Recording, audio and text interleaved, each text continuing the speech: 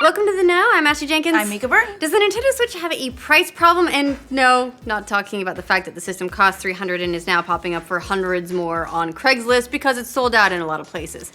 Not this time. We're talking about the games, unfortunately. While there aren't a ton of games out for the Switch, we're starting to notice a little bit of a pattern. Mainly that they cost more than their counterparts on other platforms. Which could be a problem for the Switch in terms of getting adopters. After all, if Nintendo wants the console to be more than just a first-party machine, which has been the reputation that Nintendo consoles have had for a while now, it's not a good thing if third-party games cost more on the Switch than they do on other platforms. If gamers have a choice, pretty safe bet that a lot of them will go with the cheaper option if they have multiple consoles to choose from. But then they won't be on the go.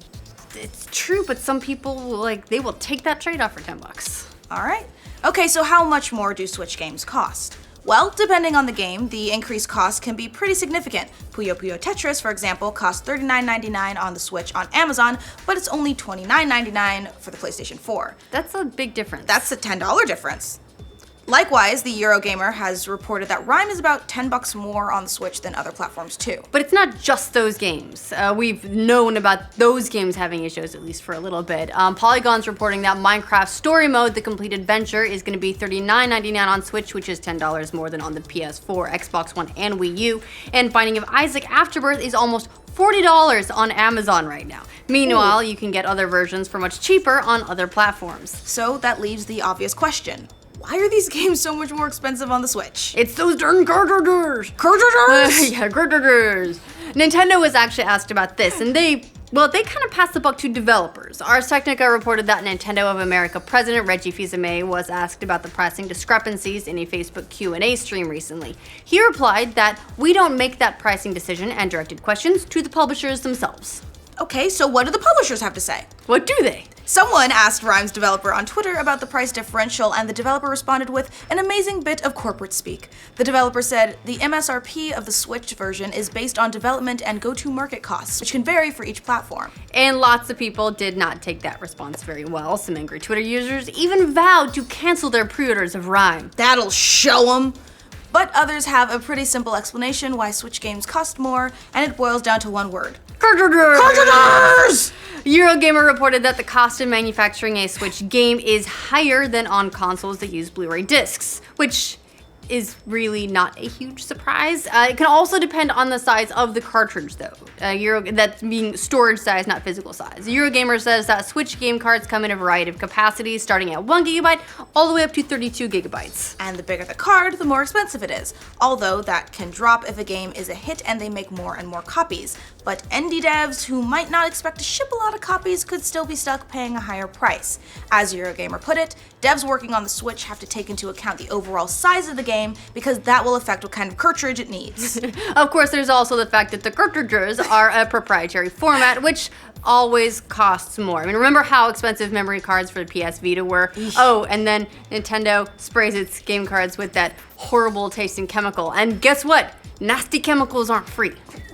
That's the actual hidden cost, is just the disgusting pesticide that you're all licking.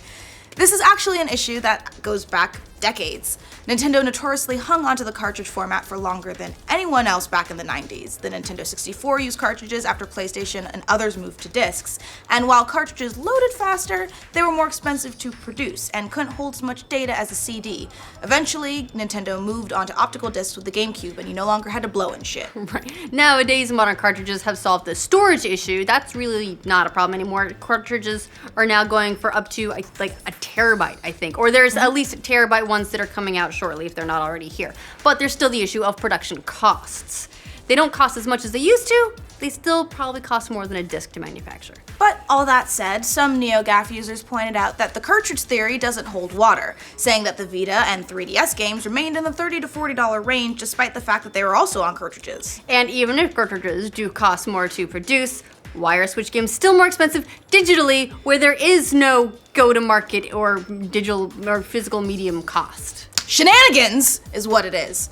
But there's actually a real-life explanation for that. Eurogamer reports that the real reason that digital and physical versions cost the same is because console makers don't want to piss off retailers. Yep. Smart move. Think about it. If the digital version is $10 cheaper, that will lead to a loss of sales, and that could piss off retailers who might then decide, hey, maybe we want to stop selling Switches. Go fuck yourself. And Nintendo absolutely does not want that. Yeah, and because of the higher prices for cartridge games, some smaller publishers and developers are going eShop only with their games on the Switch, according to Eurogamer. So there is a little bit of a shift coming there, and that means that you don't have to price match with your more expensive cartridge version.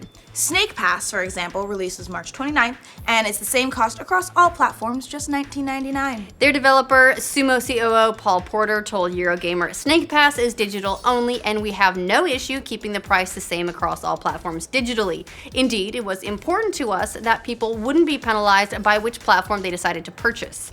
You know, there's an argument that's made a lot of times that Steam has made they've made a really solid transition to almost entirely digital. Stores sell Steam cards, but that's just about it. One of the big differences being that console manufacturers still rely on retailers to sell the physical consoles for the most part. Most people get them in the store, and so they can't piss off retailers.